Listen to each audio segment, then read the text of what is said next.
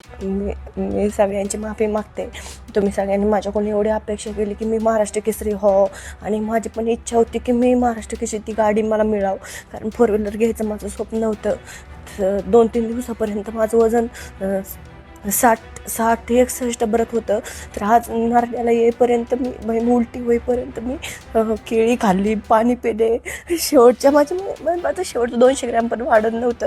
मी कसं बसलं तिथं 65 वजन भरवलं. ओपनला खेळायला 65च्या पुढं वजन लागतं. मी तिथं 65.50 ग्रॅम वजन भरलं माझं. कारण सगळ्यांचं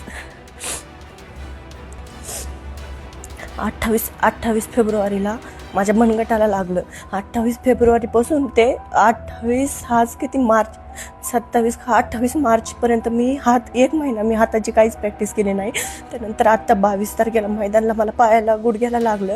मला माहीत होतं 2 महिन्यांनी महाराष्ट्र केसरीच्या स्पर्धा आहेत. मग मी मैदानात नव्हते खेळायला पाहिजे, कारण मैदानात मला 28 तारखेला लागलं. नंतर 22 तारखेला मला पायाला पण लागलं.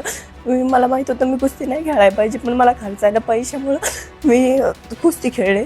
मी आता कोणाचं नाव नाही घेत या व्हिडिओमध्ये, कारण बरेच जण मला म्हणले की स्पॉन्सर करणार अख्ख्या जगाला सोशल मीडियाद्वारे सांगितलं की स्पॉन्सर करणार, पण मला कोणच 1 रुपया पण देत नाही, कोण स्पॉन्सर करत नाही.